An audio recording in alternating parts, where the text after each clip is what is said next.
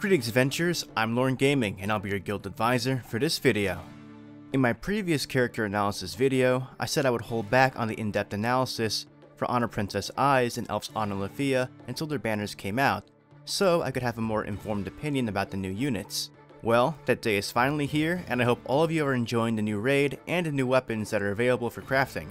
But let's get into the two characters. Honor Princess Eyes is a physical attacker tied for the highest strength along with Honor Succession Bell. A few of the highlights in her passives are 100% poison resistance, which pretty much guarantees that Eyes will never be poisoned unless she's hit by an attack that reduces poison resistance. The other useful passive is a 3% MP regen. As minimal as it may sound, that MP regen can give you a few extra skill uses in Record Buster. And of course, it's extremely useful for Rampage where your HP and MP carry over from fight to fight. Do you remember in the case of Rampage, you can only have one version of a character in the main party at a time, so if you have Sparkle Princess Eyes, they can be in the same 11-member Rampage group, but not in the same main party. Her special arts is Radiant Lil Rafaga, a single target ultra physical attack with a temporary strength boost. At its single target, you'll only want to be using this attack in a single target fight, like Record Buster. Her first combat skill is Blade Dance, a single target mid-power physical attack with a temporary strength boost that will also reduce her target's strength by 30%. This attack will be incredibly useful for any difficult boss fights where the boss uses physical damage, since the strength debuff will dramatically reduce the amount of damage you'll be taking. Record Buster and Monsterphilia immediately come to mind. If you missed out on Kino from the Kino's Journey collaboration, then Honor Princess Eyes is a solid replacement as a physical attacking strength debuffer.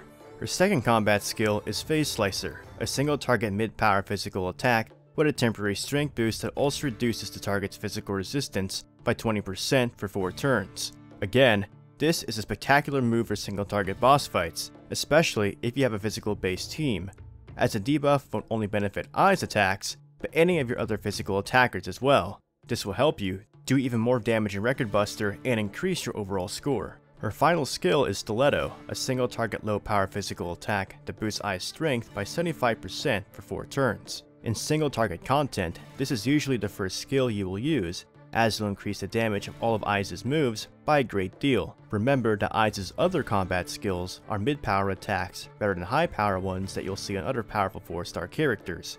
Using this buff is what brings your damage in line with them. Overall, Honor Princess Eyes will be used for single target boss fights on your physical teams.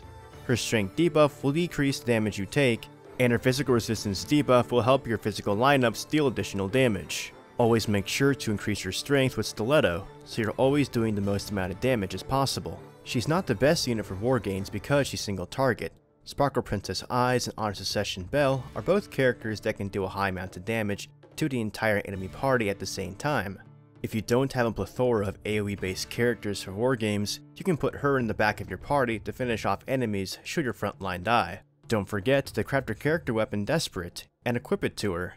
Your aim is to get at least 30% crit and a plus 30 strength modifier. And remember, Eyes' Heroic Trial is now out, so you'll be able to grind 400 tokens from the trial quest in order to exchange one of her bonds for limit breaking. Now on to the new Lefiya.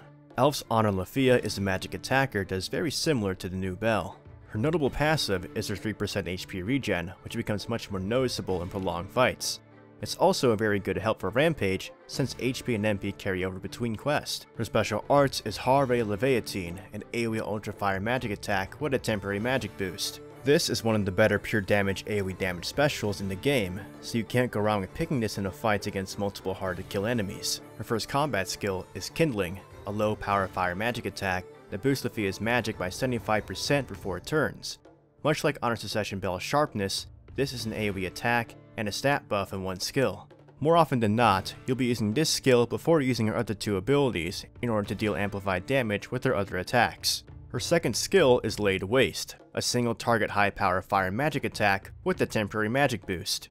There isn't too much to say about this skill since it's so straightforward, other than the fact that this is your go-to move for single target content, after boosting your magic of course. Her final skill is Immolation, which is an AoE fast mid-power fire magic attack with a temporary magic boost that also decreases your enemy's magic resistance by 10% for 4 turns. Now, this move isn't quite as powerful as Bell's AoE because it's a mid-power attack rather than a high one, but it does have the fast modifier on it, meaning the attack is likely to go earlier in the turn order.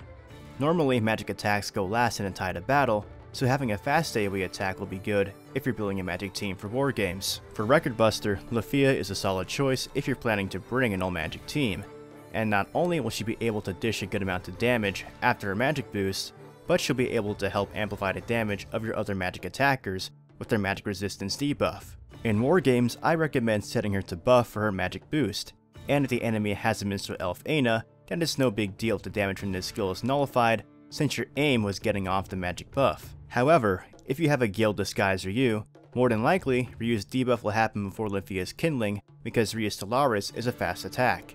But if you're facing a +5 Aina, then the two attacks that will be nullified are Ryu's debuff skill and Lefiya's buff skill, which isn't the end of the world because you're aiming for secondary effects with those moves, not damage. The turns after that, Lefiya will be hitting opponents with their magic boosted fast AoE attacks for high damage.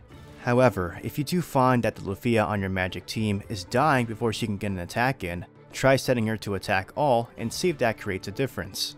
Overall, Elf's Honor Lefiya is a decently rounded magic attacker, being able to deal a good amount to single target and AoE damage, especially after the use of her magic buff. Currently, Elven Awakening Lefiya outclasses her slightly because she works well with Holy White Royal Reveria, who decreases light magic resistance. But if we see a new character down the line that does the same for fire magic, Elf's Honor Lefiya is definitely something to look out for. Finally, don't forget to craft a character weapon for his teardrop. You'll be aiming to get one with high base attack value and modifiers in magic. And that's it for my analysis of both new characters. I apologize for not getting their analysis out with the other characters, but I wanted to get the footage of their skills as well as aim the release of this video with their banner. Future character analysis videos should come out quicker. As for the rest of this update, I hope all of you have fun with the new raid, as it's the first time DanMemo has had an event like this, and I wish for all of you have good luck on your gacha rolls. If you found this video helpful or informative, please give me a like and subscribe to my channel for more content. To stay updated on what I'm doing, follow me on Twitter and join my Discord for any questions and discussion. Continue enjoying your time adventuring in Aurario and the dungeon. This is Learn Gaming, and I'm signing out.